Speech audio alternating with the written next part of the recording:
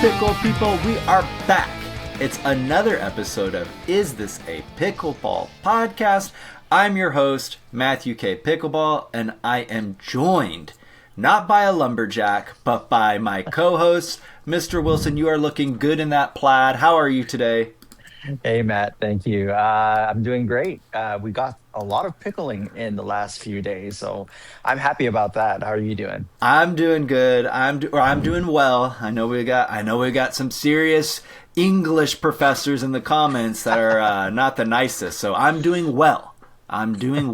It's good to be here. I'm doing well. But yes, we got to play. That was a lot of fun. But boy, I didn't know. I've never played pickleball in a tornado. That was some crazy. We had a crazy day of play, trying to grab some play footage, and we were testing out some serious power paddles, but you wouldn't be able to tell because that wind was just pushing the balls. So when I put that footage into the reviews, people are gonna be like, "What?" Like, so I'm thinking like I maybe have to put like a little tornado GIF or something in there so people know what's up. But I think it was it was a lot of fun to get to play. I think it was more of a blooper reel for the most part, huh? Absolutely not, Wilson. I know you're about to be out of town. That play footage, that's what I've got. So no, it's gonna be no way. That's not bloopers. That's getting used.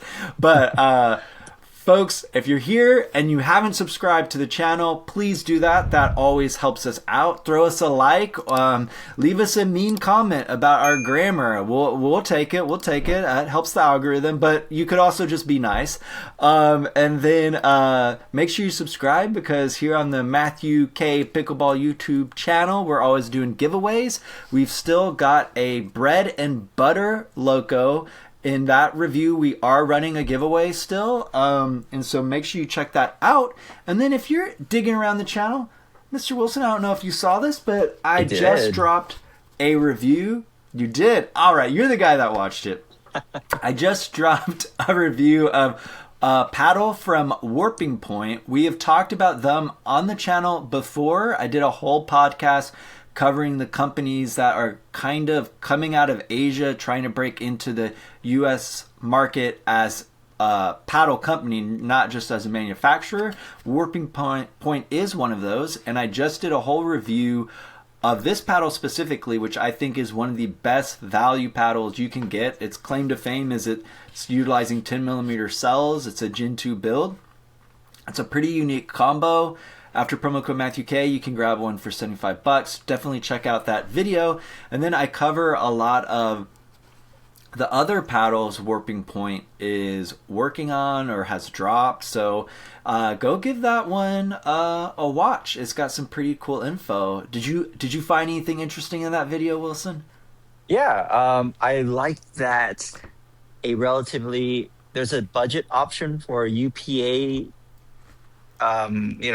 stamped paddles. So that's an option. That's impressive actually, because UPA approval is pretty expensive to get. Yes. So this one is US. This one is I believe, yes, the Ether is UPA and USAP approved. Mm-hmm. But they have another line of paddles. They're Gen 1.5 called the Rhythm paddles. And I believe after promo code Matthew K, those are $60 each. Yeah. They play very similarly to this one, except they are Gen 1.5 builds. And then they also, in addition to coming in hybrid, they come in an elongated and a standard flavor. Except I believe after promo code Matthew K, those are $60 each, which is pretty wild for a UPA approved paddle, because as you just said, getting on that list is pricey, and typically those paddles are pricey. And so in that video, I commented, if you're like someone doing the pro circuit on a budget, because, not everyone is sponsored. And so, like, obviously, and we're actually going to talk about this a little bit in the pod in a second, but some pros are losing their sponsors. So I don't know if that means they're not sending paddles out either, because a lot of times, some of the big brands will just send paddles to people doing the pro circuit not necessarily pay their fees, but they at least send them gear. But hey, if that might be changing too, and so if you're doing PPA stuff, you might check out the Rhythm line. You can get one for $60 after promo code Matthew K. You could fill your whole car trunk with those. And so, right, that's the one you need UPA approval for, right? PPA? Yeah, for the professional division, I guess. That's the only one that really requires UPA approval. Yeah, and so if you're trying to get into those prize pools, folks, check out Warping Point. Not this paddle, but their sibling line called the Rhythm. But yeah, Warping Point, an interesting company, and I'll try to cover them some more on the channel. They've got some Gen 3 paddles, some we've talked about before, called the Neon is one I actually didn't highlight in the video. But they have another line called the Phoenix, which is what I'm actually really interested in. A pro is using that paddle, and so stay tuned. And then before we kick things off, I think it's time for a fit check. Mr. Wilson, what do you think? What do you think of this new hat? What do you think? What are you like wearing this hat? Where's that from today? This is from Pickleball Gangsta. Promo code Matthew K works over there. They've got some cool apparel. I think you got some stuff from them. I think we have some wristbands, so you don't get slippery grips. Check them out. Promo code Matthew K. And then this shirt's just this isn't related to pickleball. I'm a reality TV junkie, and this is just a shirt that my girlfriend gave me ages ago. It's one of my go-tos. But then, before we move on, Mr. Wilson, what do you think? I was told facial hair is in for 2026. I'm giving it a try, but I don't know. I like in my YouTube videos to look as young as possible, and seeing this salt and pepper, I'm not sure. The Warping Point video is probably my first video since I just started where I'm not clean shaven, and I thought it would hurt the views, but it seems okay. But what do you think? Should I keep pushing on this front? My girlfriend told me 2026 is facial hair. So what do you think? I say give it a try. I mean, I wish I could. This is 1 week, guys. This is I can't grow facial hair for the life of me. If my life depended on it. It's a blessing, Wilson, because now I'm stuck trying to figure this out. But we'll see. All right, folks. Comment down below only nice things about both Wilson and my choices regarding facial hair. We don't need any meanness. But all right, well, let's kick things off. It is time for our sponsored segment. And so today's episode is powered by IntuitSport, a performance-driven sports equipment brand dedicated to giving athletes everywhere access to elite-level gear without the elite-level price tag. IntuitSport is rapidly expanding its lineup across multiple sports with pickleball front and center, all with one mission: make high-quality, innovative equipment affordable for everyone. They believe the playing field should be level and the best gear shouldn't be reserved for the few. While pickleball is their current focus, IntuitSport's product range is about to blow up, and they're quickly becoming a company to watch. Check them out at IntuitSport.com and use promo code Matthew K to save 15% on any product. Thank you to IntuitSport for powering today's episode. Also, be on the lookout because I'll be doing a giveaway for some IntuitSport gear over on Instagram pretty soon. So definitely follow me over there at Matthew K Pickleball. You won't want to miss out because Intuit, they've got some really good gear. And I don't know if the giveaway is going to be for their flagship, but definitely go follow me over on Instagram and track IntuitSport. They're doing some cool stuff. Be on the lookout. There will be a video on this paddle this year, and this one is a very cool paddle, so stay tuned. All right, Wilson, and now it's time. We've had some big pickleball news this week, haven't we? Yeah, in the pro circuit, right? Yes. All right, folks. Wilson is asleep over there, but we're about to wake him up because Anna Leigh Waters has signed with Franklin Pickleball. She has left Paddle Tech. Is this what was that your prediction, Mr. Wilson?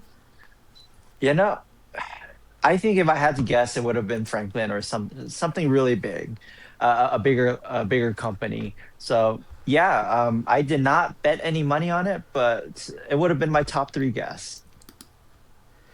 Dang, I wish I had like immortalized this. Franklin was my prediction for where Anna Leigh Waters was going, and I had watched Zane Navratil's video going over predictions, and I made a comment on his video, but I didn't say mine, and so now I have no proof that I'm in the zeitgeist. But I really thought there are a couple reasons. First off, Ben Johns used to be there. Second off, Franklin did a huge push last year to release some updated super competitive paddles, the C45 series, which we're going to talk about.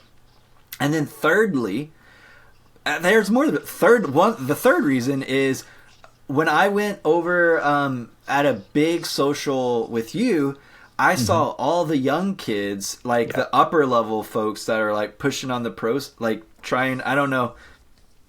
Yeah, I guess playing in pro. Yeah, I guess that's what they're doing. Not like what Anna Leigh Waters is doing, but they're using those paddles. And I knew that was a big indicator that there was a push by Franklin, because they're obviously sending gear out, or it's on the circuit.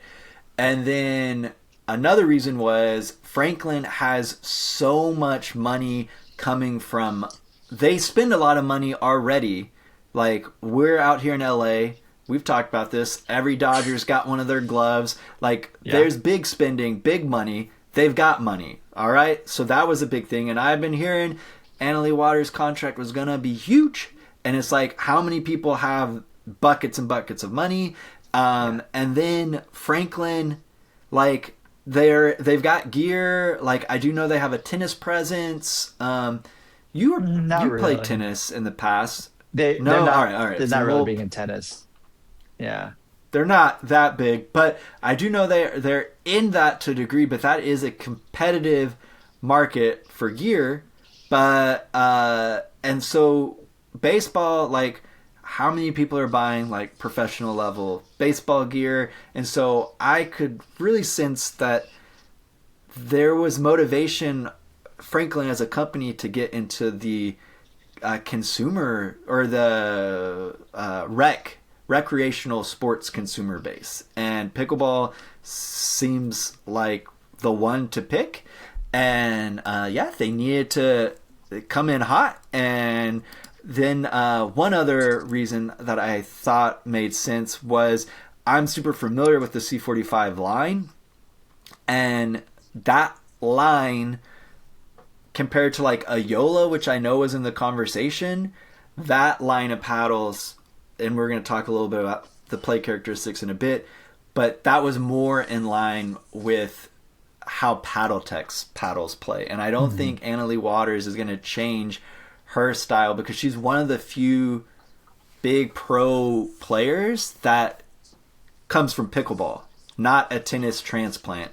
And I think, not to say I'm Anna Leigh Waters level, but I didn't have any paddle sport, racket sport background. You had a badminton background, but I think people that come from pickleball, especially if you started pre Gen 2 paddles, you kind of like that brief play off the face. That's kind of what you started with. And so I didn't see her switching her style to the Pro 4 Dwell or slingshot paddle. And so those were all the reasons, and I wrote none of them down on Zane's video, so it's all for naught, because I can't prove it. But I did want to highlight, speaking of Zane, he according to, he's got his pulse. He's a pro. He's got way more inside perspective. I'm not necessarily saying inside intel, but he obviously knows his deals, and so he has way more perspective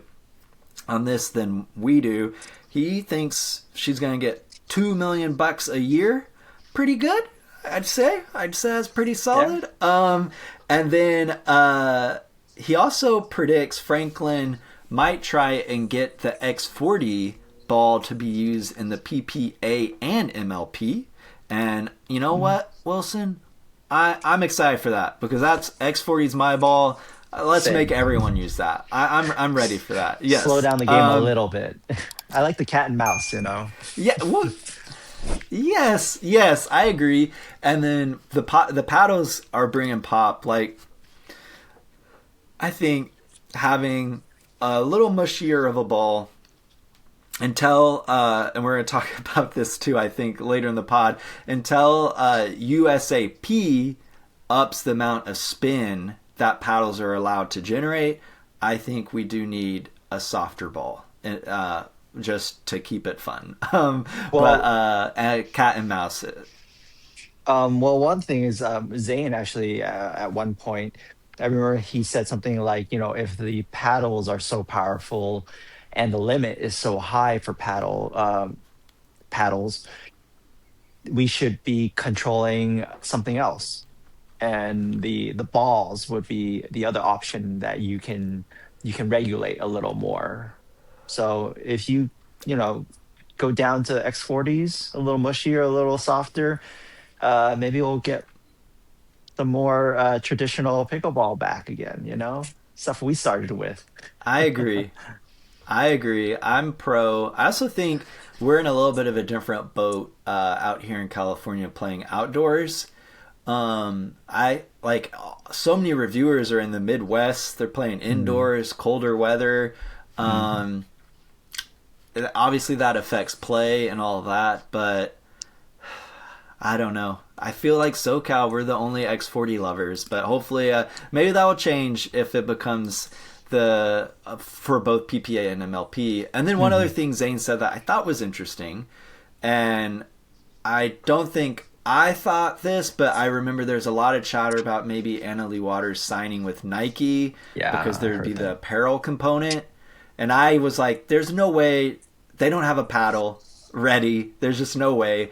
And then he did note they did a big photo shoot, Franklin, and I don't believe she is wearing any Franklin logos for her clothing. So he was guessing it's still opening the door for an apparel sponsorship. Mm.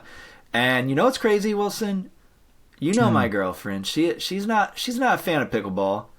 So her algorithm is not geared for pickleball. But this Anna Lee Water news, it popped up into her algorithm. So Wow. I do think, yeah, I mean, I definitely think that's a lot of money. But I think I could see the value in it if makes it creates what's how would I say if it creates like an image that sort of jumps out of pickleball Oh. if her presence can sort of It tentacle creates out and buzz. maybe bring buzz and interest. Like I know she just started a YouTube channel a while Hmm. back. Yeah. What the heck, Allie Wires? Why don't you come on the Matthew K Pickleball podcast? We want to hear about what your YouTubing's like. But yeah, I think becoming like a normal lifestyle kind of influencer, celebrity, whatnot. I think that could be good for pickleball because there aren't a lot of we haven't seen there. We've seen some really good pickleball players, professionals, not have any any on camera ability. So I Hmm. think if they can find someone to sort of champion the sport that can do that, I think that would be a net positive for pickleball. But Yeah. here's the news I think folks, you and me are really interested in. They are coming out with a new C45. Franklin is coming out a new C45 shaped like Annalee's paddle tech, a LWC paddle, which I've reviewed. Definitely check that out. And there's some photos of her holding the paddle in a Franklin photo shoot. I believe it's going to be a 12.7 millimeter core, Ooh. which is like what her paddle tech was. It's dubbed Aurelius. I don't know how you say it. Aurelius. Aureli. Aurelius. Do you know what that means? I have no idea. Um, but I don't know what that means, but crazy cool name. And that is that's even thinner than Paris Todd's signature at Franklin, which is 13.25 millimeters. But this is probably the closest you can get, like the Anna Leigh water. This is as close as you can get to the Anna Leigh waters, which isn't even on pre-order. Franklin said they'll be on pre-order at some point. But if you want a really thin C45, this is the one you'll have to go with right now. Which, listen, is this not a pretty paddle? I love that purple. This is a fun paddle. I'm excited to see what Anna Leigh's is like. But all very, very interesting stuff. And so I thought we would maybe walk through our... we've both played with different C45s. I want to talk about that. But before we move on from our little professional pickleball section, this is crazy times. Because first off, Anna Leigh Waters been with PaddleTech for forever, leaving, going to Franklin. Selkirk seems to be getting out of sponsoring pros like altogether. They're not renewing contracts. That it seems there's some clips floating around online. It seems they're just not seeing the money come in from that. I guess, for paddle sales. And then Friday Pickleball, which we talked about last podcast, they are getting into sponsoring pros. Yeah. As is 11/6/24. They just signed a big pro, and so I wanted to get your thoughts, Wilson. What do you think? What do you think about this shakeup? Do you think companies should sponsor pros? Do you think they shouldn't? I mean, give me. Do you have a hot take? Can you give me a hot take? Yeah. So my take is probably the same with as most people's. There should be sponsorships for pro pickleball, and the reason is, that's what a lot of amateurs or pro-ams are striving for, right? To get sponsorships, to make money when they podium, to make extra money when they endorse products, and that's sponsorships, right? If you remove that away from pro pickleball, I mean, I think the cash payout and tournaments aren't enough to make a living, right? I mean, I don't know the exact numbers, but like Anna Leigh Waters and Ben Johns, they're the biggest paid pickleball professionals out there, right? And I think more than half, if not at least half of their income comes from sponsorships. So there's that. So if you remove that, then there's not going to be as many people who want to become professional pickleball players. However, there's also another way that paddle companies or can go about to get more exposure, and that's through ambassadors and through social media. That's a little more common nowadays too, right? Because you see non-pros out there who are kind of sponsored by paddle companies, right? And they don't have to perform at a top tier high level. They just have to make sure they get enough clicks and views to maintain their sponsorship. I think I saw Ed Ju was recently sponsored by Carbon. So I saw that recently on my Instagram. Good for him. Welcome back. I haven't seen any of his videos in a while, so that's cool to see. But yeah. So I think I've been told that a lot of brands are stepping away from professional pickleball because there aren't as many people watching professional pickleball.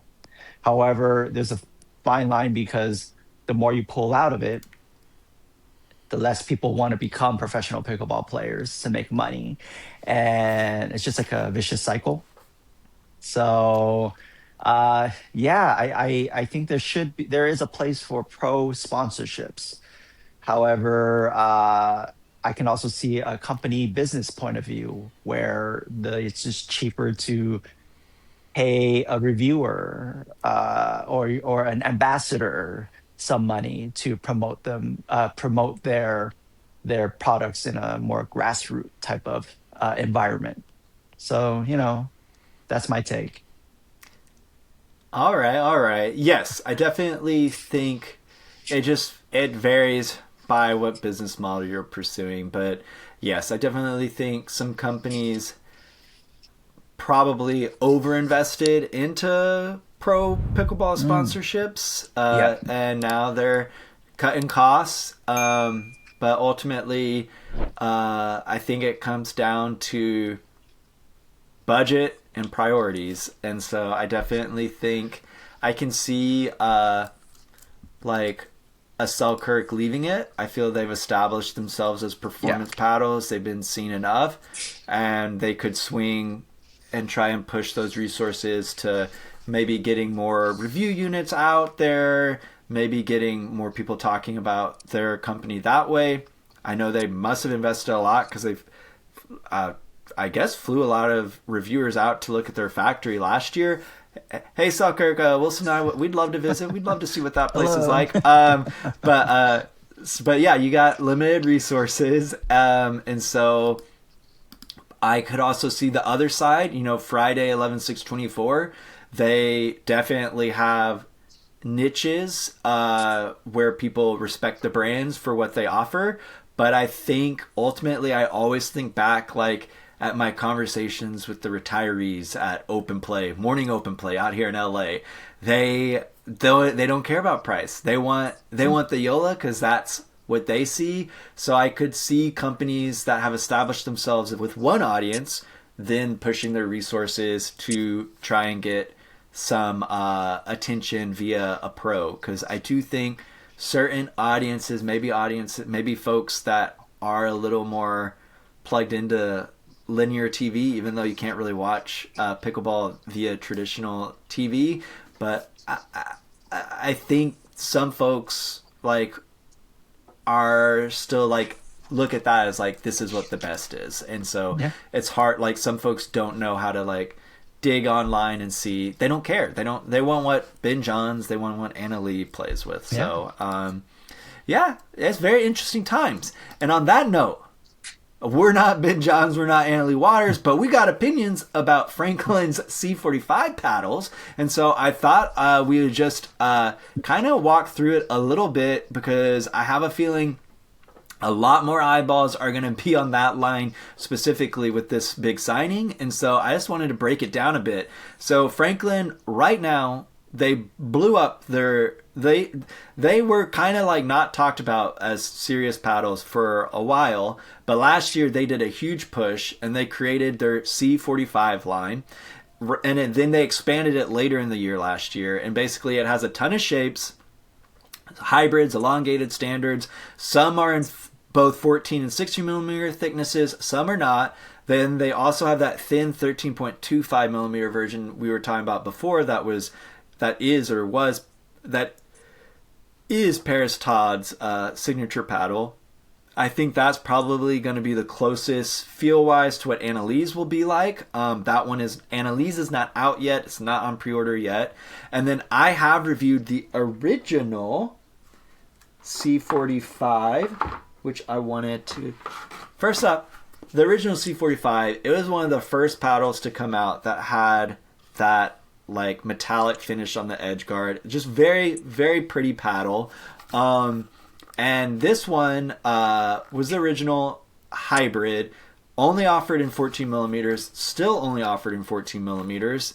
It is $206.99 after promo code Matthew K, which is obviously not super budget, but it's not crazy price. This isn't $333, but obviously Franklin has been in the sports business for a while, and they didn't shoot themselves in the foot by underpricing, because I imagine from the get-go of this release, they knew they wanted the margins to be able to do this kind of sponsorship. And so a smart pricing on their part, but also not like, this is not like 200 is 180 to 200 is really the ceiling of what I feel comfortable recommending for a pickleball paddle. And so Yeah, that's the ceiling. I feel like, and people buy boomsticks all the time, and that's Yeah. 333. So other people are comfortable paying even more.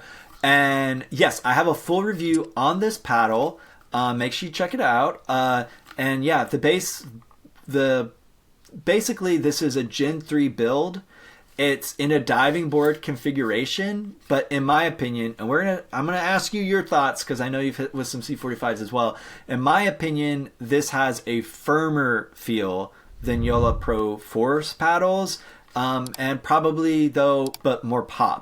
Which once again is why I think it makes sense for Anna Leigh to sign with Franklin because it is more.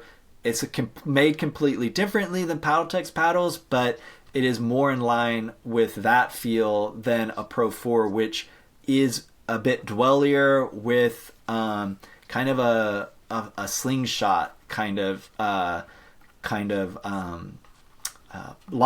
ball launch. And John Q has done some really good reporting on the C45 line way back whenever that was first released on how they're built. And once again, I think if I haven't said it already, I think these have a linear profile, which I don't think the Pro 4s are exactly linear. So once again, Paddletech is linear, old school paddles. Franklin C45, while not an old school build, plays linear to me. And I think it has a lot to do with how Franklin builds these. It's pretty unique. They use a double thermoforming process, and I break this down in my review, but basically they are cooking the polypropylene sheets as well as cooking it again in the molds once they're in the paddle molds. And that is supposed to, if I understand everything right, dampen the vibration. And I do think like that these have that feel. And so that makes sense to me. Very different than some other paddles, but really the thing that I really like is this layup. To me, you get crazy spin. It's 3 layers of carbon fiber. Typically, I'm not like a fan of that many layers of carbon fiber. I believe Paddletech only uses 2 layers, if I remember right.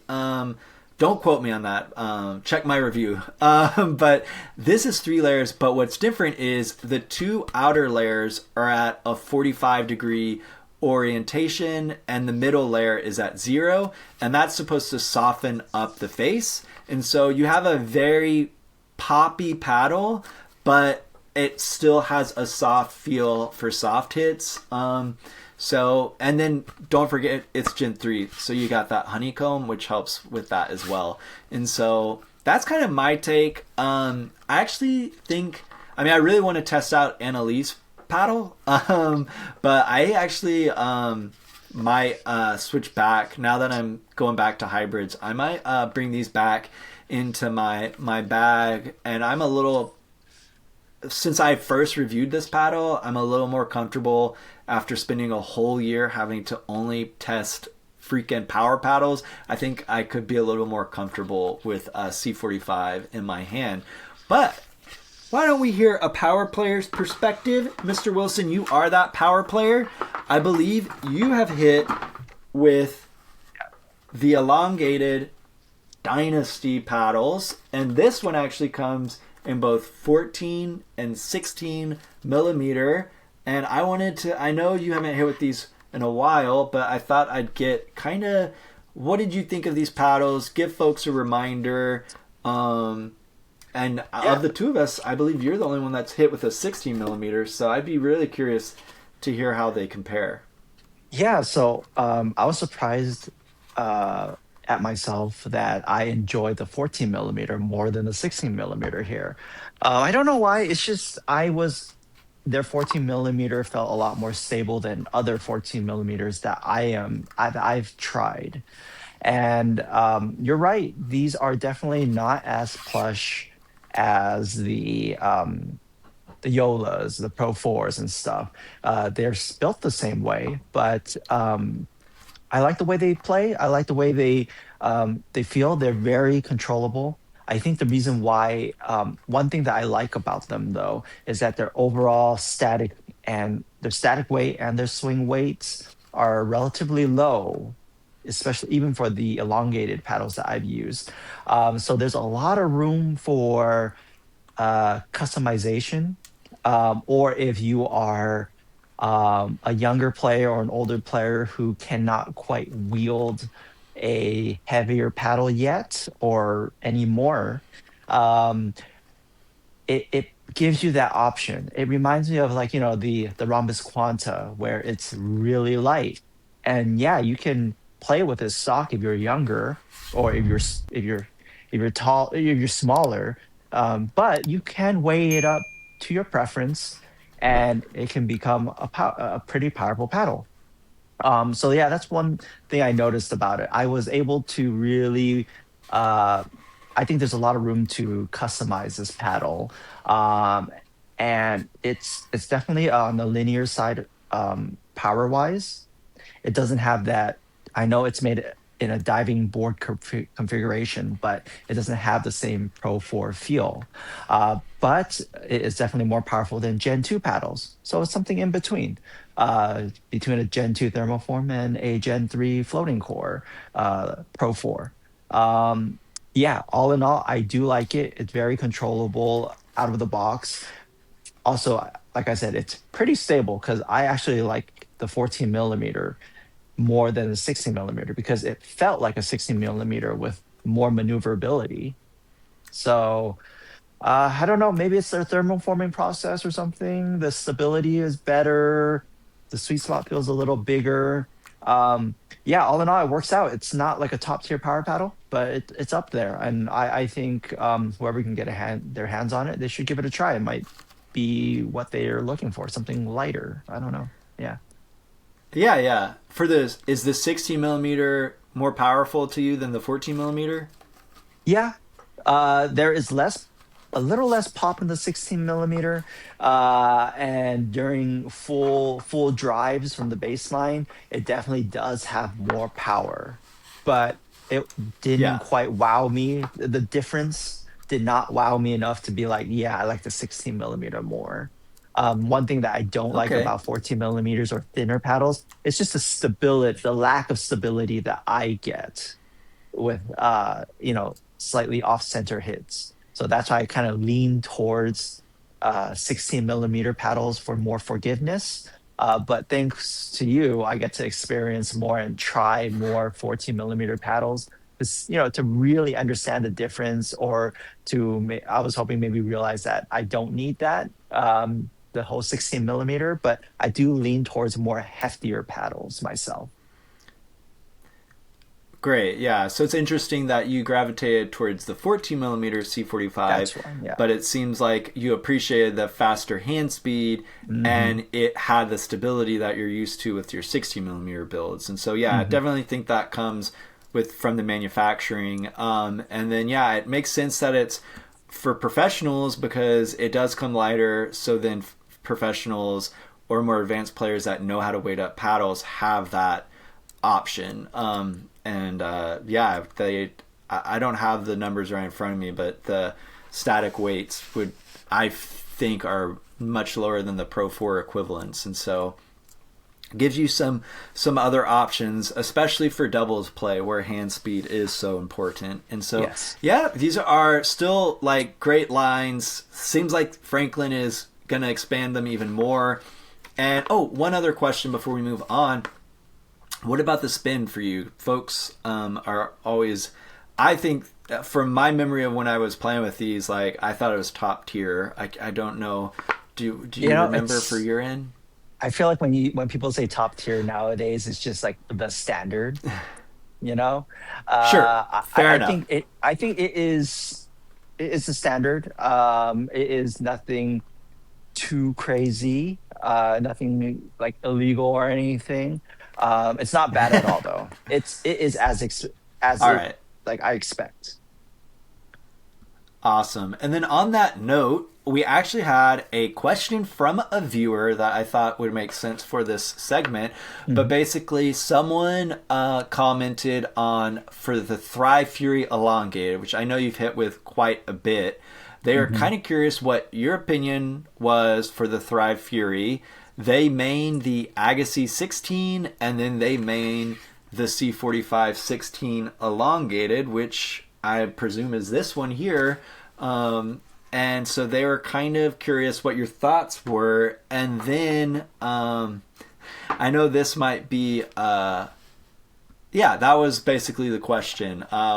What are your thoughts on the Thrive Fury Elongated versus the C45 16 Elongated, which I know you've hit with, as well as the Agassi 16, which I think you maybe have a few touches on. But since you're the power hitter of the two of us, I don't know, what do you think of the Thrive Fury in conversation with the C45 16 Elongated, or maybe the Agassi 16? I guess we kind of touched on your feelings on those lines, but remind folks, our viewer asked, he wants to know what you think about the Thrive Fury Elongated. Yeah. So I've enjoyed my time with the Thrive Fury Elongated. I also actually enjoyed their hybrid shape, the one that came out first, a lot as well. I think that the power, the Franklin. So let's just go down the categories. Power will be Franklin on the bottom, Thrive Fury, and then the Agassi. The Agassi would be the more powerful. Excuse me. And then 16 millimeter, yeah. Yeah, this is strictly 16 millimeter paddles. So the Franklin, so that was power Agassi up top. Pop, I would say, I would be surprised. The Franklin's pretty high up there. I would say Franklin, it's pretty high up there. I would say top, and then pop would be. I didn't feel like the Agassi had too much pop, so I would say Franklin, Thrive, and then the Agassi for pop. And then spin, I really like Thrives. For some reason, Thrive they're pretty darn gritty.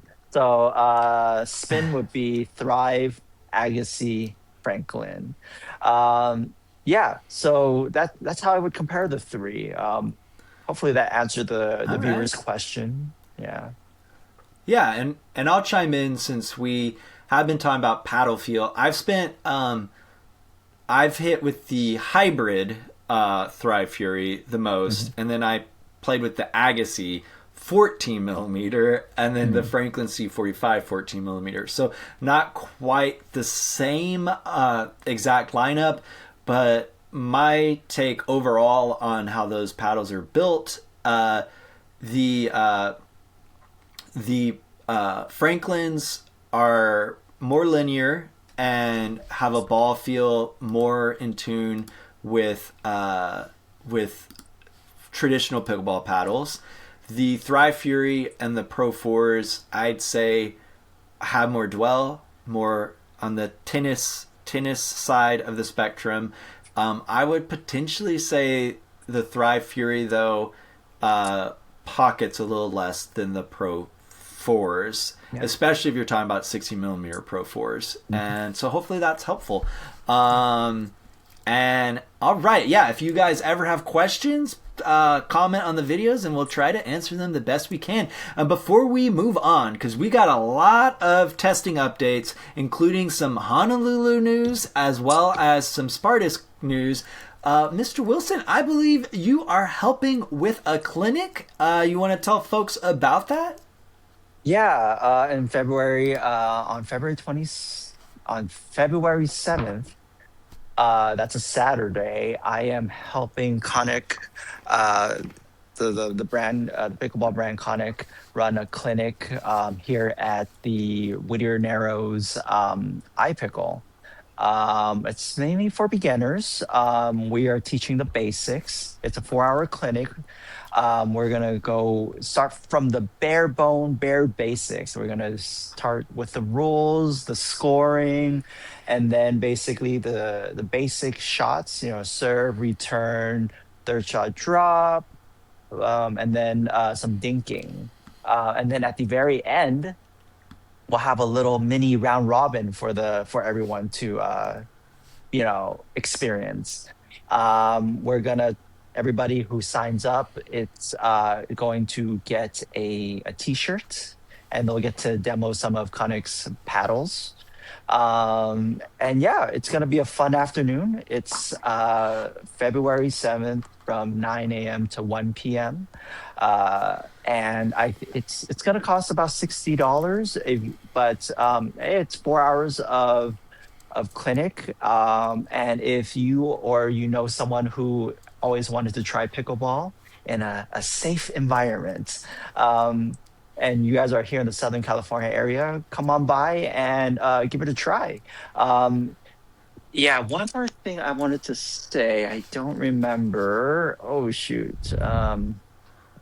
Oh yeah, just to sign up, you just go to Konnek's website and go under their blogs, and you should be able to see a clinic and a sign up link. Yeah, so if you guys are here in Southern California, please sign up, and I hope to see you guys there. Awesome. All right, folks. Yeah, check out Konnek's website. That's Konnek. They've got some really good gear. Promo code Matthew K does work over there. They've got some cool paddles, some cool balls. And then I don't know if you sign up for this clinic. If I was needing to learn the rules and whatnot, I wish I had an instructor as nice as Wilson. So go say hi. I believe he will be signing autographs for all the fans of the pod. So make sure you show up. And now it is time. It is time. You folks have been waiting. What are we testing right now? This segment is presented by our friends over at SwiftNet. If you're looking for the very best portable pickleball net, the weather's going to change soon. It's going to get warm. You're going to want to find places to set up a portable net so you can skip the lines at open play. Check out SwiftNet. Freaking nets made out of carbon fiber, space age material. Check them out. Promo code Matthew K will get you the best deal. All right, Wilson. Honolulu, the CR Core Reactor series. I can't get people to stop asking me about it. And we don't have the final review units yet. I don't know if I told you this, but the owner of Honolulu, he is CT scanning all the paddles going out to the reviewers to QC, make sure we get everything representative of how it's supposed to be. That's awesome. And we've talked before on the pod how Honolulu has invested into these machines, both where they're based at the factories, so they can QC even more than they used to, which I really appreciate, because after getting a J2 FC Plus unit that I think was an outlier and making lots of content about that, and then playing with a non-outlier version, I appreciate that, because we want to be able to know what the paddle is supposed to be. And so Honolulu is really doing their due diligence to make sure that happens.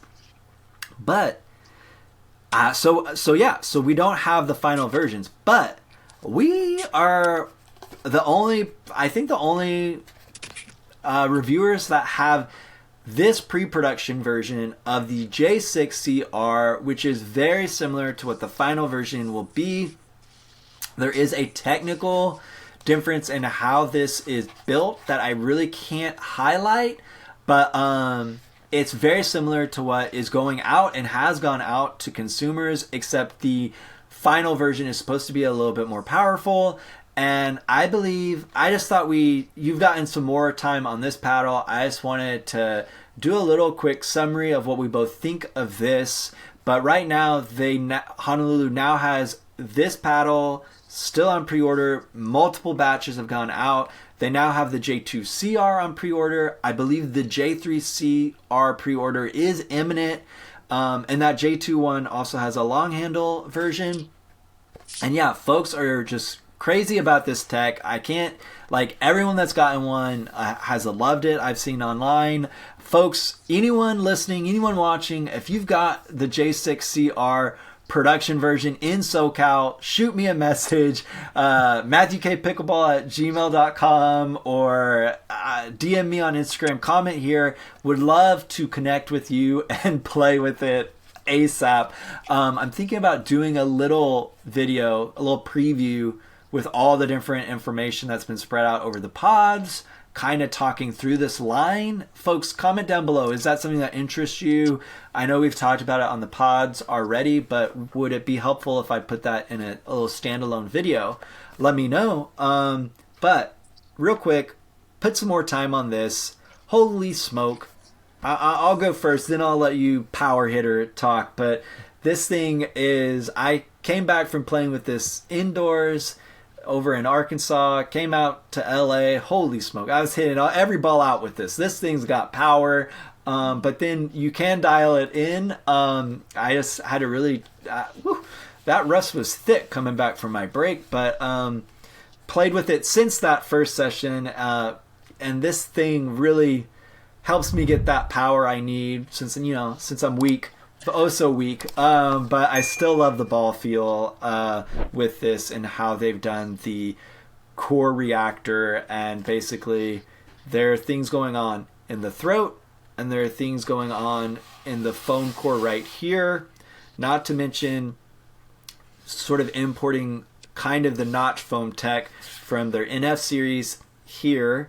But there's a lot going in to make this system that really, in my opinion, lets you have a power paddle, but then lets you have the touch and feel that I think so many of us loved from Gen 3 paddles that still utilized honeycomb.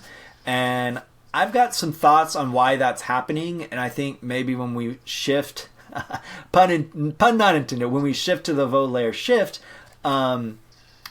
maybe we'll talk about it there. But I think what Honolulu is doing is like really, they've got some magic sauce in this that I really like. And so that's my take. You've got a power paddle that is very predictable, that has great touch and feel in the short game, but then activated power on hard hits for overheads, for harder drives, but it doesn't have... It's predictable, and I don't know if you would describe this as linear or non-linear. To me, it's got two distinct gears, but there's a line between the gears, so you're not having trouble differentiating them. So if you hit hard, this hits hard. If you hit soft, it hits soft. But there's not like some paddles that have that kind of non-linear feel or non-linear power output, kind of are not easy to control because it's not, that line between the two gears is kind of nuanced. To me, it hits hard when you hit hard, and then it's very predictable in every other aspect of the play. I have no issue doing drops with this paddle. And so that's my take. Kind of like a crazy combo. I haven't seen another paddle just like this. So, Mr. Wilson, power hitter of the pod, what do you think of the pre-production version, which is supposed to be less power? Yeah, I'm holding an FC right now just so I can have something to look at mentally. Yeah, generally, because they're both the same shape right now because they're both J6s. One thing I like about these is that they really optimize the shape and for the stability and everything. So you get that on both paddles. But regarding the J6 CR, it's definitely more poppier and more powerful than both its NF and FC Plus counterparts. It does have a better sweet spot, and it must be the pivoting core that they're using. You probably have more information than I do, but just off the feel of it, I'm less likely to mishit with the CR than with what I've been using the FC Plus, and actually the FC Plus is what I liked for a while. The pop is definitely something. The feel of the CR. It does take some time to get used to, but once you like you said, once you dial it in, it's a nice paddle. But the biggest thing, though, I know you said that if you hit hard, the power is there, and if you want to control it and hit lightly, you can do that as well with the CR. I felt that a little different. That the CR is very hollow and relatively rigid feeling for me. I felt like even for the FC Plus, I had a little more shape and control with the FC Plus. Granted, this is less powerful than the CR. This I was able to really direct my dings and shape my drives a little more than the CR. And I felt like overall this has a little more softer feeling than the CR. But that's not saying anything's wrong with the CR. You can totally dial it in, get that down. Like I said, it is a lot more powerful and poppier than its previous counterpart, the FC Plus and NF. So it's all a little different. I like that. Honolulu is giving everyone options. Like you want super powerful paddle, you want a rigid controlling paddle, or you want something with a floating core like me with the FC Plus. So yeah, the J6CR, more powerful, more poppier, better sweet spot. But for me, it doesn't shape the ball as well as their other J6 paddles. Yeah.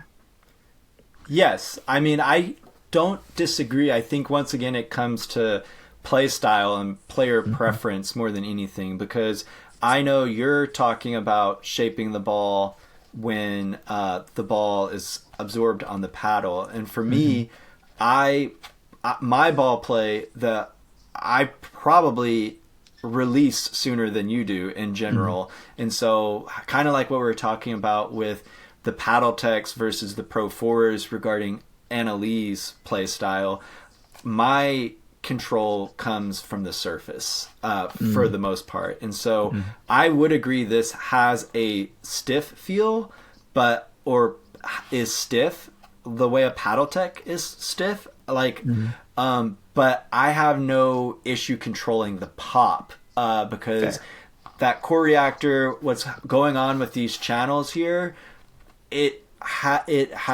kisses the ball, it puckers the ball a little bit the way honeycomb does, even really thin honeycomb. And so that touch and the timing is super familiar to me, coming from loving honeycomb paddles. And so I don't disagree though with you that it's stiff, but for me, I can shape the ball and get the spin because I think of these channels are kind of emulating what honeycomb does. And then there's been lots of talk on how the core reactor and the pivoting core and all that, like, kind of that's been described has some forgiving attributes. I think IsThisAPickleball kind of compared it to how golf clubs have launch angle correction for mishits and different things. Ultimately, what I think, this has a forgiving sweet spot that allows your strikes to have predictable launch off the paddle face, which is not the case with a lot of poppy paddles. And so that's what I think differentiates this from other poppier paddles. That's why I'm kind of hesitant to describe it as poppy, because that has a whole set of like baggage for it brings a whole host of things to mind.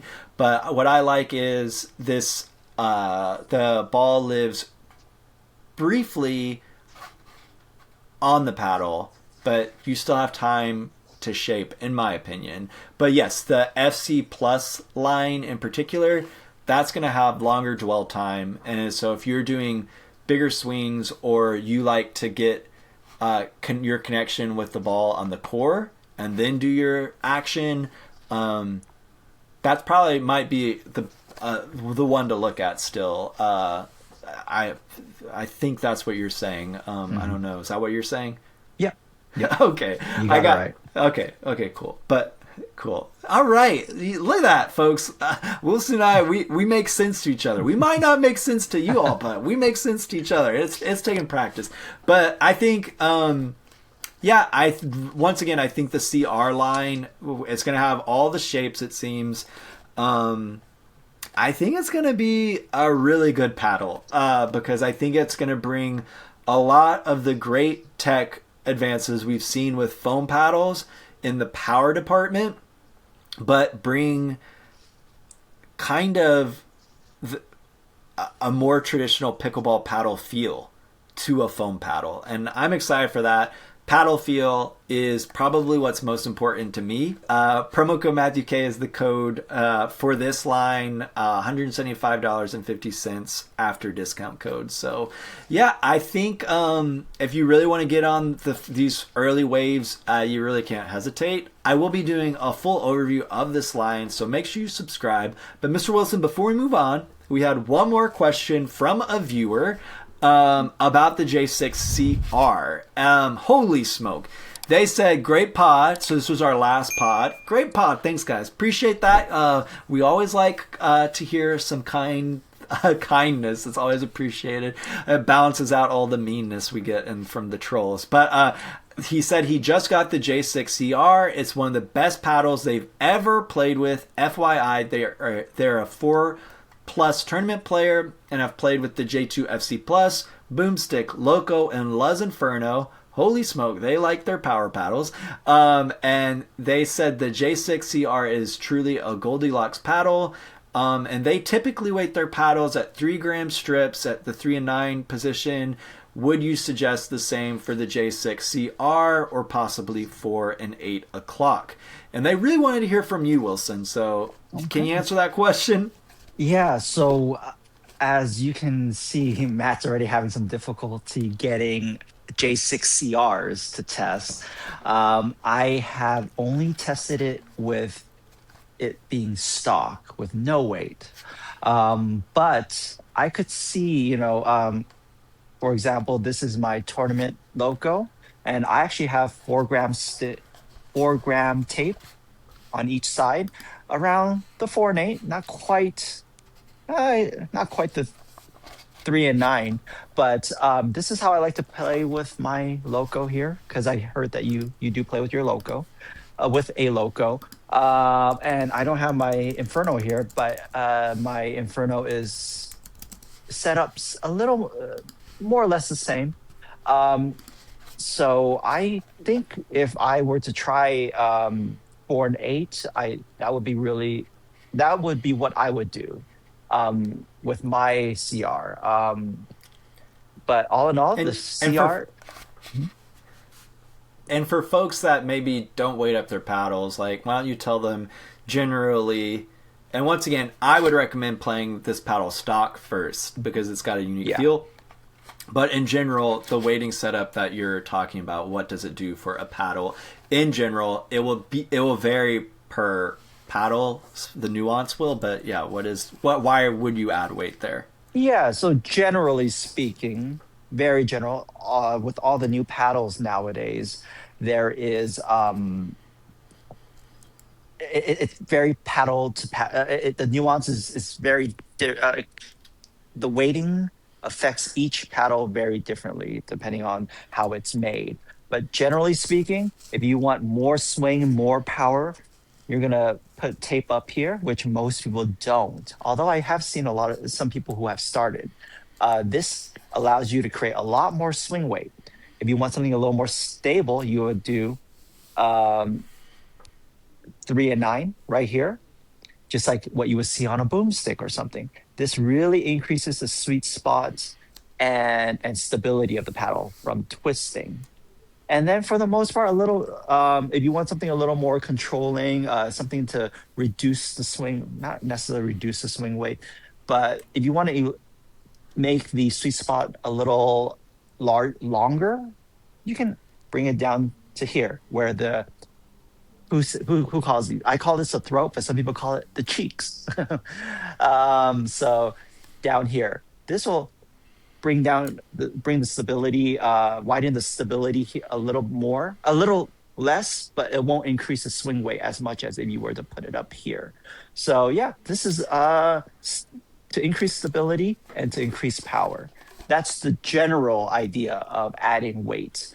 But like you said, right, the J6CR is actually pretty good right out of the box, and you should try playing with it and drilling with it without any weight. And then you could, maybe if you can get your hands on some of the sliders or something, I really highly recommend that, because you can really experiment on the weighting without actually, having to tape things and peel it off and stuff.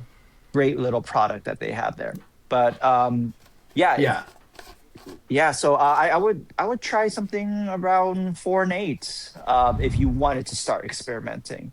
But hopefully you just like the J60R on itself, because by itself stock, because just the way Honolulu um, shapes its paddles, how they shape their paddles, it's very stable already. So compared to something super narrow Yeah. like a traditional elongated loco. So yeah, try it stock, but it sounds like you already like it. So if you want to experiment, try the cheeks or around 4, 8 o'clock. Yes. And to piggyback, putting it on the cheeks, less so generally. Once again, this paddle is unique because of this pivoting core technology. So once again, I recommend playing it stock at first. But generally, what Wilson says, I agree with. You put it at the head to add power on your swingy hits. You put it on the sides here to increase the sweet spot, add stability.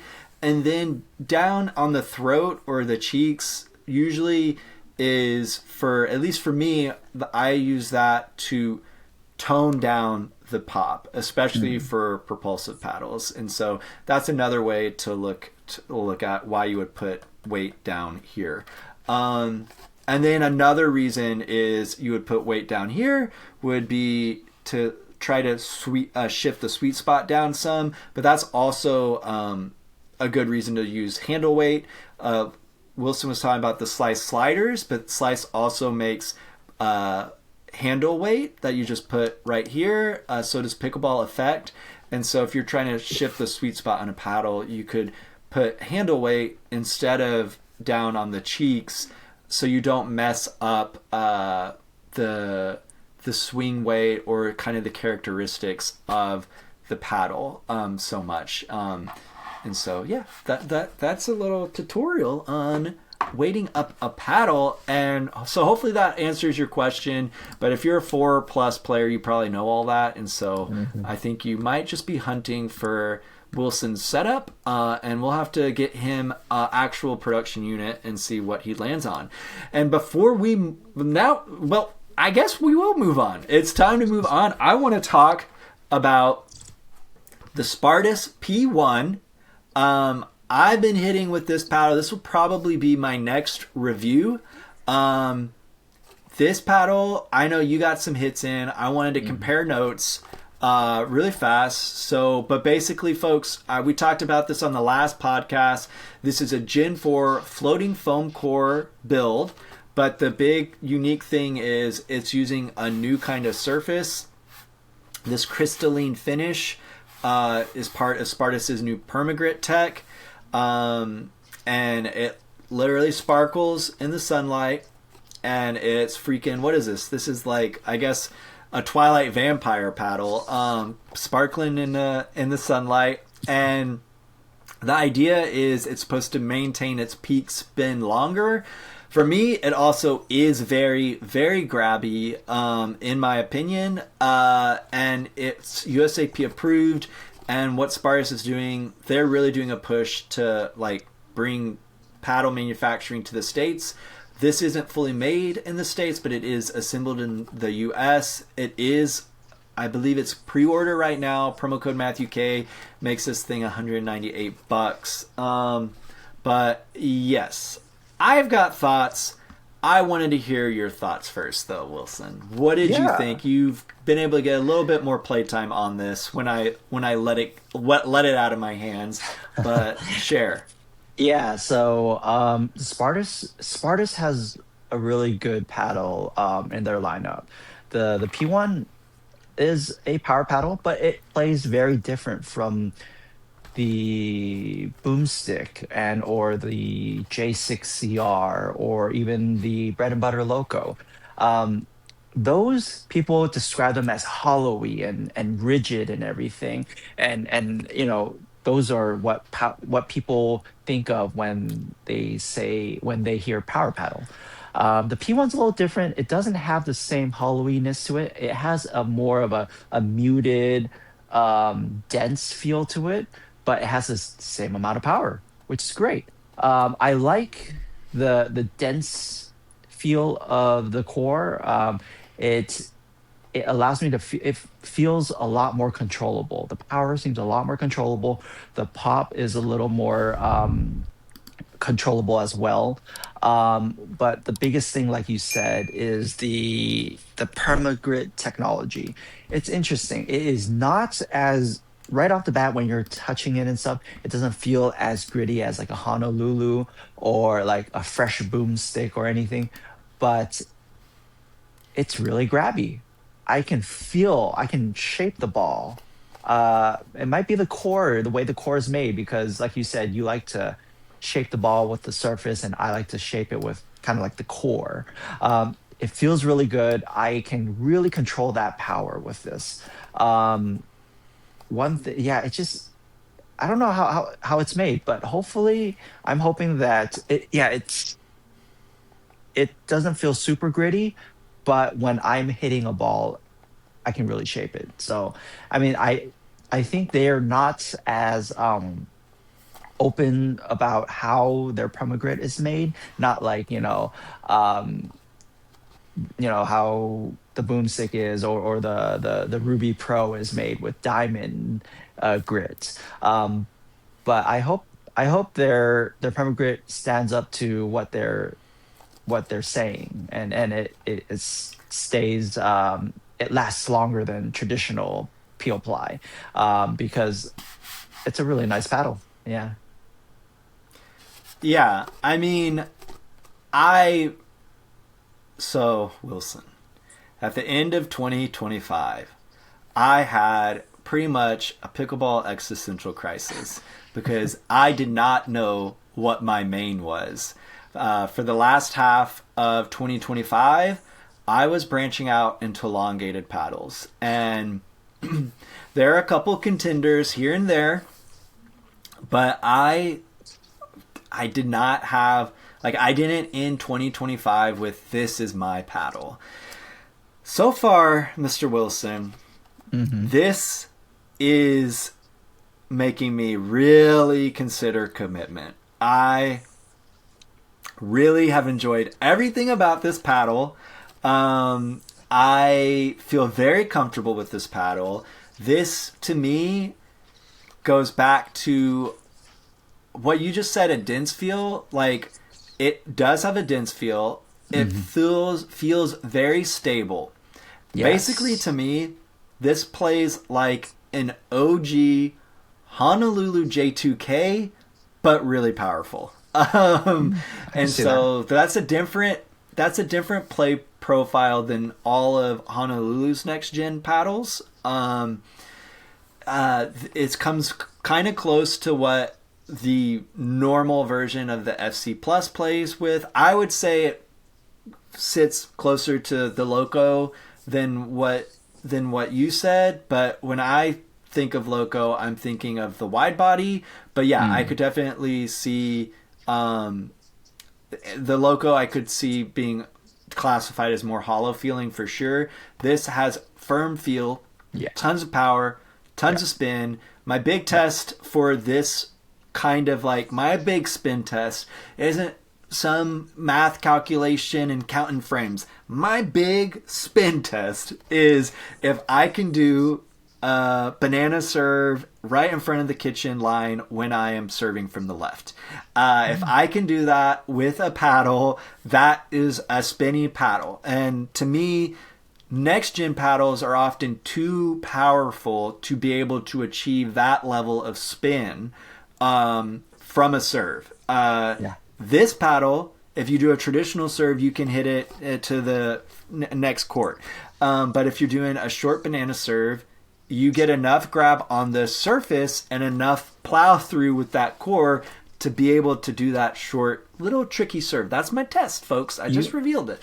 You got some aces. You got some aces on your serves. Yeah, I remember. Yes.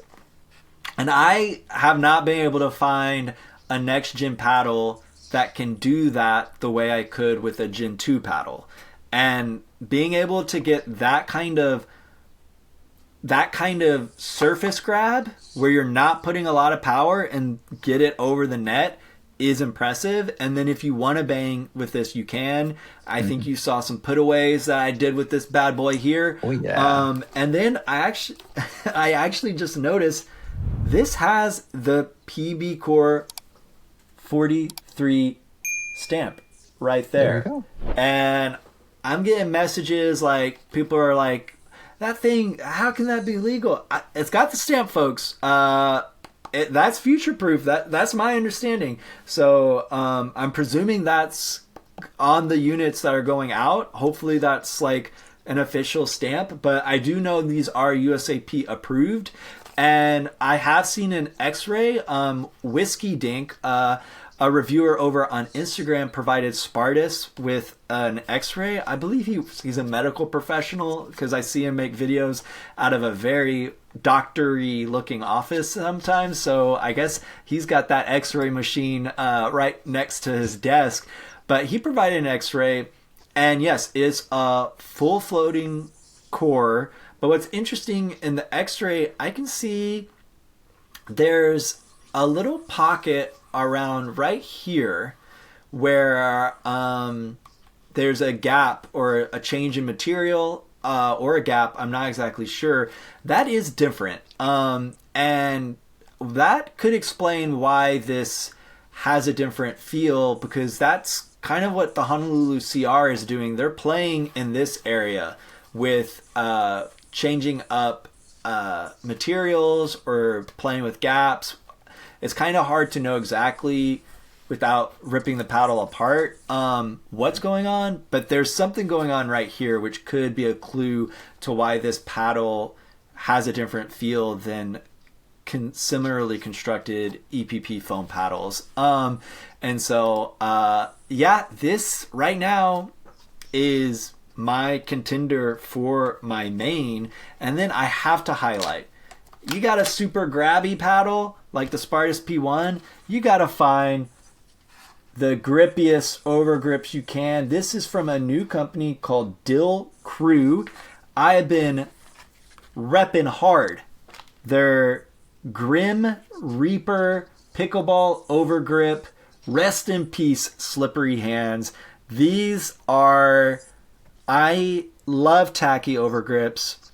These are freaking probably the grabbiest, some of the grabbiest pickleball overgrips I've gotten to play with.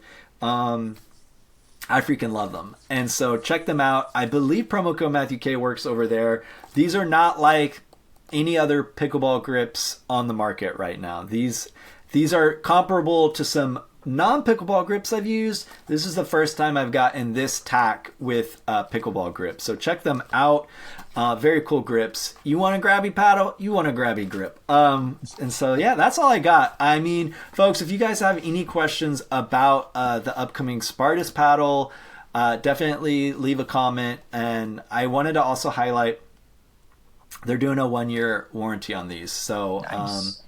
And just to clarify, it's EPP and EVA, floating foam, dual density core. And yeah, that 116 to 119 swing weight target, and then a target 6.8 twist weight. So for me, it felt faster than a 116. So I don't know if I have a lighter unit or it feels lighter. I know you thought it had some heft for a hybrid, but I've also 6 months playing elongated, coming to this puppy, back to my beloved hybrid shape. I'm excited. But if that swing weight worries you, don't forget you can add that handle weight we were just talking about. And that's all I got. Do you have any other thoughts on the Spartus P1? No, it's a great paddle. All right. We are moving on. We are chugging along. We are taking our sweet time today, but we got to talk Volair Shift, and then maybe wrap up this freaking magna opus podcast. This is getting Gone with the Wind territory. But we got to talk about Volair Shift. You were hitting quite a bit with the elongated. Yep. I have been hitting with the wide body.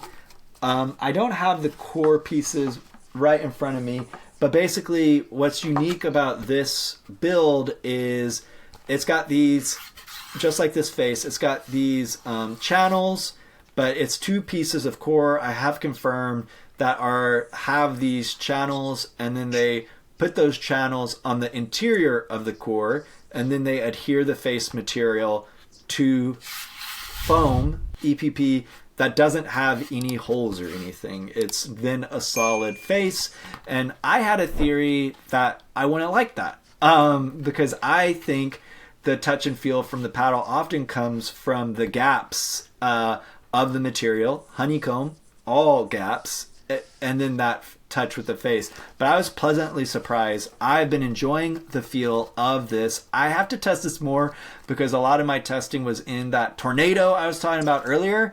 But I know you've played with the elongated more. You want to share some of your impressions about the elongated, and then I did get to play yesterday with this in a non-tornado, and so I have some thoughts. But why don't you tell folks your thoughts? Do you think this tech has a place? What are you thinking? Yeah. So that's I got to play in the same tornado as you, but I also got to play with it indoors for the first time. So that's pretty cool. It's definitely, I know that it is marketed as a power paddle, but it's on the lower end of power. But I really like the feel. It is like the Spartus P1, a very dense feeling paddle. And let's see, it's really dense, but with the grit and everything, which really stands out to me, in my opinion. It I'm able to shape the ball. It definitely doesn't have the pop that other floating core foam paddles have. But that's okay. That just means I am not going to pop it up and get my ball put away. The drive, it does lack a little bit of power. It does lack a little bit of pop and power in general compared to the top tier power paddles. But in no means is it a control paddle. Like I said, I know my first initial thought in the previous podcast was that it was a control paddle or something. I would say it's an all core paddle. I kind of upped it up a little, all right. But all in all, it's a great paddle. I was able to really shape my balls at the baseline and in the kitchen, which is pretty rare. It's hard to really shape balls at the kitchen nowadays, or just in general because it's pickleball. But I was able to really hit some nice sharp cross court dinks with it, and it was able to stay in the court. So yeah, it's definitely a good all court foam paddle with a little bit of pop and power, but nothing too crazy. I do like the dense feel of it though. All right, all right. So I hit more with the wide body, and I should also point out Volair has created a brand new hybrid shape that I haven't gotten to hit with, but I'm very, very interested in hitting with that one. But this is their classic wide body shape. They're really on the vanguard with this, and we've really, I mean, if you want this specific shape in a next gen paddle, you gotta go with this one. There's not another one that I can think of. Yeah, I mean, I think the Loco wide body is not this shape. I don't have it right here in front of me. Right? It's different. I'm not crazy, right, Wilson? It's pretty wide. Yeah. It is? All right. Well, I know... No. Yeah, it's not the exact silhouette because I'm very familiar with the Fat Boy shape. But this is this is 15.8 inches long, 8.12 inches wide, 5.5 inch handle. And yes, it is, I think, a full replacement for Volair's initial defense freaking king. The original Mach 2 Forza. This is definitely an updated version. You do get foam power, but this is a 14 millimeter foam paddle. It has a target swing weight of 106, and so this isn't made to be like free living at the baseline. This is made in my opinion, to get those drops. This particular one, the one you've been playing with, has a target 120 swing weight, and then of course the hybrid's going to sit between those. They're aiming for 116, but this is gonna be hard to beat for like top defense weapon. That said, it did take me a little bit of time to adjust because it does have a different amount of power. But once you get used to it, you got your drops, and I'm going to be playing with this one more. It does have a different play profile than the other paddles we've been talking about. It is a very unique core.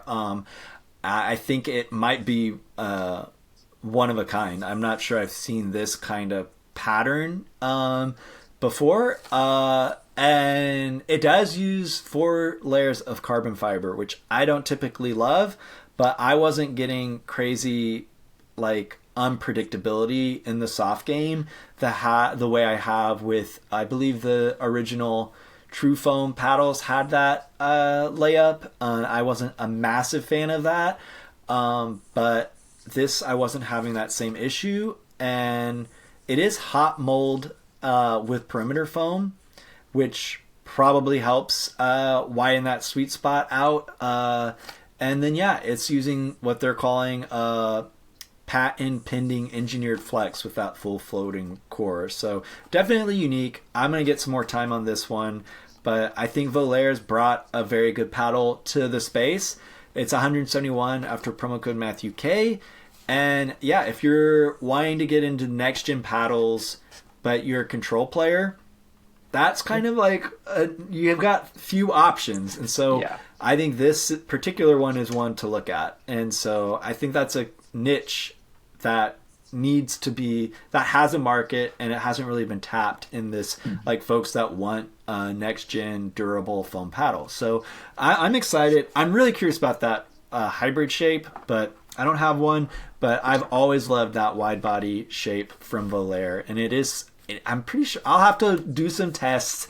I'm pretty sure it's super specific to Volair. I believe Pickle has a very similar shape, but I don't think they have a full foam paddle. And so, folks, if you've played with any of those, comment down below. Like, let me know what you think of them. But I think it's a very, very good entry into the space. But now it is time. We have a new paddle to talk about.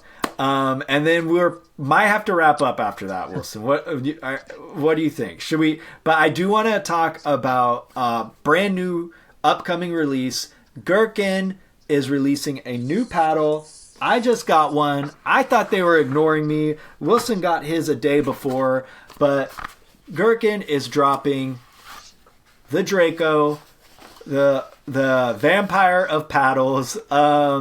This is a very unique paddle design-wise, and I wanted to walk through that because it's about time we talk about something that's coming out. We're always behind, Wilson, and I know you're going to give some first impressions. So let me walk through the tech real quick, and then, folks, we're going to let you go after a couple more things after this, and then we'll let you go. I know this one's been running long, but Gherkin is known initially for coming onto the scene with these paddles that had this rubber edge guard or silicone edge guard. So some beefy edge guards, that you could scrape as much as you wanted. And if you wanted to, you could erase every mark on the court with those things. It was like having giant erasers, but they made for very swingy paddles. And then they released a more traditional edge guard line. They've released some cool paddles since then as well. But this, I believe, is their first full foam paddle. And as I said, I wanted to walk through the tech a little bit, and then you've got some first impressions. And so this paddle is using something called nanocellular polymer, NCP. They are claiming to be the only brand on the market to use this material. It's a new self-sourced foam material. So it's not the typical EPP or even the less typical MPP we're seeing used in some paddles. It is constructed in, I love this phrase, I've not heard this before. I think it's kind of in tune with what Honolulu CR is maybe saying with their new core design, but it is using a floating piston core construction. And so a modified floating core design, but I freaking love that. I wish I had coined that. That is a very cool phrase. This one has a 112 swing weight, 6.7 twist weight, and a low 8 ounce static weight. So that's very interesting. It's using a CFC layup, so carbon fiber, fiberglass, carbon fiber. That is kind of one of my preferred face layups. And they're doing a 30-day trial period, limited lifetime warranty. Holy smoke. Did you hear that, Wilson? Limited lifetime warranty? Holy smoke. Gherkin is not fooling around with this. And then after discount code Matthew K, you can grab one for $162. And so that's lower than that 180 threshold. So they are trying to stir things up. That's a very good price for a full foam paddle. And so they describe it, and I want to hear what you think. The playability characteristics are poppy but dwelly and powerful but controllable. So they basically are describing it as a Goldilocks paddle. And I want to hear, we're going to hear, Wilson's done some hits on this. I want to hear that. But I did want to just, they broke it down a little bit about what this floating piston construction, what it's all about. But basically, they're claiming it allows the foam to work independently within the structure, creating impressive power on full swings while preserving precise touch on controlled finesse. So not unlike what I was describing with the J6CR. And so the Draco loads and releases energy efficiently is what they're claiming, and is extremely maneuverable, customizable, and incredibly stable. And that static weight definitely allows for customization. Mm-hmm. But Mr. Wilson, you got yours first. I was there. You're posting on the Instagram. Look what I got. I'm going to go play. And here I am, Matthew K. Pickleball. Like, got nothing in the mail. But I believe they use UPS. And my UPS guy does not like me. He's a midnight delivery. I'm like the last route. And I think I get pushed to the next day sometimes. But you've hit with the Draco. What are your thoughts? At first impressions, what are your first impressions? Yeah. So there's a little asterisk. The information that they gave us is that they recommend that you allow this paddle to break in a little bit. They would recommend at least 3 sessions. I've had about 2 sessions with this. So I don't know, maybe it might change in the next session or the one after that, but I'll keep everyone updated with that. But so far, even out of the box, I'm really liking this paddle. It is a hybrid shape though, but like I said about the J6 and everything, they really optimized the dimensions of this. I don't know the exact dimensions, but it actually comes out to exactly 24 inches width and length together. It has, if you look at it, it actually has a very Honolulu-esque shape with the chopped corners and everything. And I think what they're doing is really allowing it's a very stable paddle. I'm actually, I'm really starting to dig a lot of these elongated, extended grip hybrid paddles. I'm really digging them nowadays, especially when I'm playing a lot more doubles now. But shape is great. The sweet spot's really good for what it is because, it's really wide. But I'm sure everybody's more interested in the core technology. It's all power and pop here. I mean, as soon as I started hitting with it, it had that hollowy feel like most power paddles do. I do feel the pop coming out of my putaways. It's up there with the Boomstick and with the logo. I think, of course, it is a floating core like there. Wait. You are Mr. Wilson. You just dropped a bomb. What'd you just say? This is up there with the Boomstick? Okay. Maybe not quite the Boomstick. More like maybe the logo. I'm sorry. I just kind of generalized those. It is powerful. You hit with it. I'm not... Okay. So, do you think it could potentially open up to Boomstick? Is that what you're saying? Again, I'm going to have to try playing with it some more and maybe experiment with some weighting because I feel like this could use some weight on the side to make it even more stable. but I say it's local level. It's local level. It's Okay. probably not boomstick level. I apologize, but thank you for calling me out on that. Don't. No, I wasn't calling you out. I was like, that's No, breaking news. So, all right. So I'm going it to check is. this out because, folks, now we got Wilson scared to compare the Draco to the Boomstick. So I'm going to have to go hit it and I mean, find out for myself. yeah, it's nice. My issue with the Boomstick, Wilson, is there's no hybrid.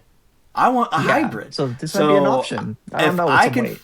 if I can find, yeah, I think first off, I think Selkirk is sleeping on not doing a hybrid shape. I'm Yeah, really like frustrated about that. they're But too if old I school. can find a, I know. If I can find a budget boomstick that's a hybrid, like now you got me. I mean, I got this ready to go, but we had to record the pod, so I couldn't go play today. But I'm jonesing now. But so you're saying it's loco power level, maybe boomstick? It's in Yeah, contention potentially. No, yeah. all right. Keep going. I Sorry like to it. interrupt. Sorry to No, interrupt. no. But yeah, it has a floating core feel to it. Dwelly, I still think it's still on the rigid side. It's hollow and rigidy more than it is dwelly. I know they say it's dwelly, but it's still on leaning But towards the rigids. that's the but that could be the break in. Like if Hmm. that would be the thing that would. So we're definitely gonna have to circle back because I definitely Yeah. think I definitely think Gherkin. It's clear to me like they had some intentions with this paddle. Okay. So, but all So right. So hopefully it's it not breaks in a too little bit. dwelly yet. Not Okay, yet. keep So going. maybe a few more sessions, it'll loosen up a little bit. But all the power and the pop was there right away, and this is what I kind of like. This is what I lean towards. As you see, I play with the loco in tournaments. So Draco, this is something people should try if they're looking for something super powerful and poppy. And I think they're pretty their deals going around, right? 160 something. I'm sure Matt has a Yeah, code or there's information about that. But yeah, this piston core is really cool. Their new nanocellular polymer tech. I don't know about that. I don't. It just reminds me of a lot of the blown polymer, the ones where they inject gas into the liquid polymer to create the shape. Um, so maybe they're just using nitrogen instead of other gases like CO2 or something. I'm not that kind of scientist, so I'm hoping that but maybe. all right, folks. All right, folks. I'll interrupt in here because Okay. our lab guy just went science mode on us. But yeah. So Gherkin has explained that the NCP. I'll just break it down. So they describe it as a nitrogen infused matrix monolithic structure created via physical gas infusion. And they are comparing that to the EPP, the MPP, the EP. They break it all down. They sent a chart. Maybe I'll try to post that on Instagram. But basically, the big difference that they're claiming is uniform nitrogen nucleation creates a perfect structural beam with no weak points. And so there are a lot of things that they break down for that, but that's the reason they're doing this. And yeah, it's supposed to be structurally rigid, and so and a high tensile and shear strength with no structural weak points, as I just said. So yeah, I'm curious how that break-in will play to get that dwelly feel based off Uh-huh. of the materials. But it is a floating core with a very unique build. They sent an X-ray, and it's not like the layering that they're doing is not like any core I've seen. It is not a generic core build by any Hmm. means. It's very Hmm. unique. And then, yeah, I do think that those flattened corners, the little shovel take that we see with the J6CR, which is an elongated paddle, I definitely agree that's unique. But yeah, there's definitely they've got some claims with the materials being used, and so we're gonna continue testing and see how that plays out. But it sounds interesting. So lots of stuff to test out. But was there anything else that you wanted to say about your initial thoughts, impressions playing though? No, not at all. But well, other than all the marketing terms and everything, this is a good paddle that people should consider or look out for. I'm gonna play with it some more. I might even take it on my vacation. I don't know. Don't tell my wife that. All right. But yeah, I'll try to play with it some more and let you guys know what they mean by giving it 3 sessions before awesome before reviewing it or some. Yeah. Yes, you'll keep playing with it. I'll play with it. And then I also did want to highlight the overgrip I use with this one is from EXO Grip. And they're like a little talked about overgrip brand, but I really like all their grips. They have a ton of different versions to choose from. And so I wanted to highlight that. And then before we move on, we won't be able to talk about this too much. But in addition to the Draco, Gherkin is releasing a brand new trainer paddle. And this thing is freaking crazy. It has the same tech. It's this. Well, I don't know if it has the same tech, but it is a Gen 4. I'm not sure.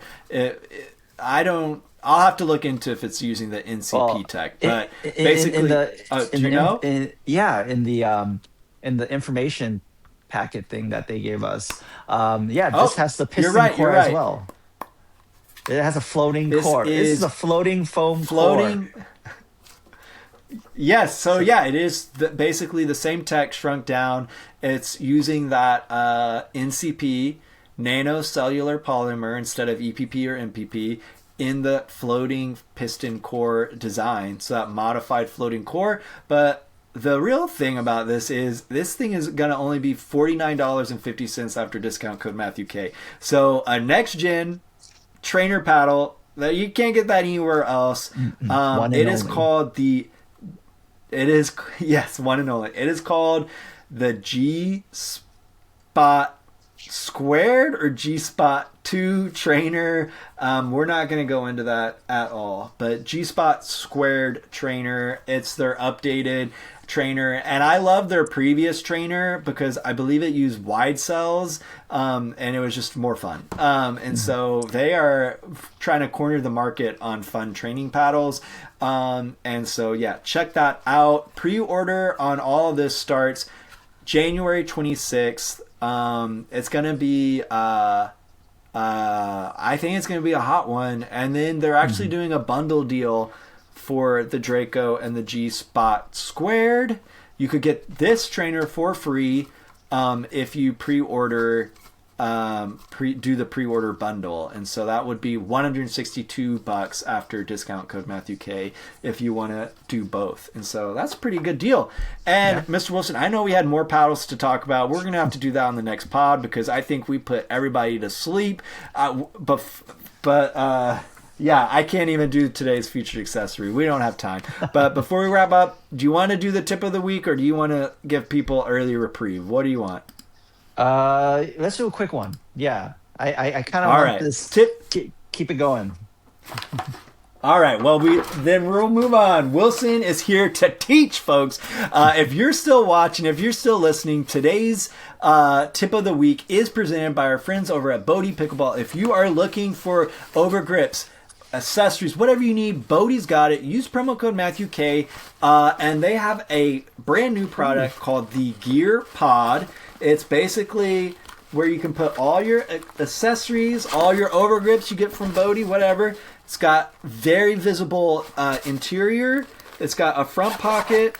It's got a whole... This looks a lot like Wilson's GoPro bag.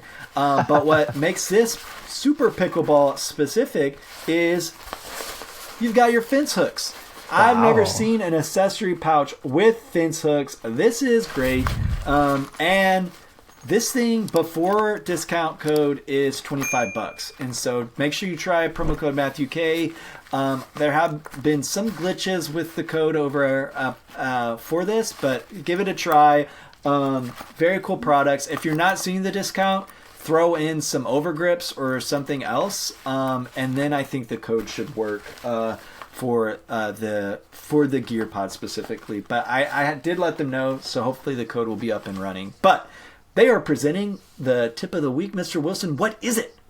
Yeah, this is a quick one. This is something that I've been kind of reminding myself to do is during your drives from the baseline or even serves in general, don't try to hook the ball, curve the ball by going, driving it and then hooking your paddle underneath your opposite arm. I see a lot of people try to do that and they think they can spin the ball that way. No, just kidding. But it doesn't. It doesn't always help. One thing you have to remind yourself is go from down to top, from bottom to top, from your dominant side over your non-dominant shoulder. You want to brush up so that you can produce the power and spin through your mechanics and not just the paddle. But one thing I want to focus on is that when you are hitting the ball, imagine this is the ball. Darn, I don't have a ball with me. When you're hitting the ball, imagine there are 3 balls in a row, and you want to hit through. You want to hit through all 3 balls, so that you have this forward swinging motion as opposed to just a brush. A lot of people try to get the top spin by just brushing it. But try to imagine there are 3 balls in front of each other. And when you hit a ball, you got to hit all 3 of them. So when you go, you're going to go hit all 3 balls, then brush over your opposite shoulder. Remember, try to hit all 3 balls, all 3 imaginary balls, so that you can push, so you can drive the ball forward as opposed to just spinning it with not as much mass behind your shots. So a lot of people are always wondering how they can get more power through their shots is hit through the ball and not just brushing it like you would like some of those top spin trainers that kind of train you to do that. Those are great to understand the mechanics of the spin, but once you get the hang of that, try to hit through the ball. All right. Hit through the ball. I think that advice might be reserved specifically if you're trying to do a hard drive with top spin. I don't know if that will work for that short banana serve that you just roasted me about. But you better be careful, Wilson, because Zane Navertil seems to be doing a new series of roasting pickleball tippers. So you better be on point, because he might roast you, Wilson. So watch out. All right, bring it on. But anyway, all right, Wilson. Yeah, bring it on. All right, Zane, you hear that? Wilson wants to be roasted. But make sure you tag us. We want the follow. If you're gonna freaking rake us over the coals, Zane, you gotta tag us. But yeah. I mean, what do you think? All publicity is good publicity, right? Right? I don't know. Maybe not. I don't know. I don't know. But all right, be nice, Zane, if you ever watch this segment. But all right, that brings us to the end of today's pod. Thank you for sticking around if you did. And if you did, hit that subscribe button because you are a fan. You just didn't know it. Make sure you hit that bell icon so you don't miss out on any of our new content. And don't forget, we do still have that giveaway over on the Bread and Butter Loco review. And so, yeah, make sure you check that out. But most importantly, I hope you get to pickle soon. Wilson, do you hope these folks get to pickle soon? I hope everyone always gets a pickle soon. One day you'll throw a wrench into things and say no. But today, Wilson and I both hope you get to pickle soon. But just don't forget, it's about having fun.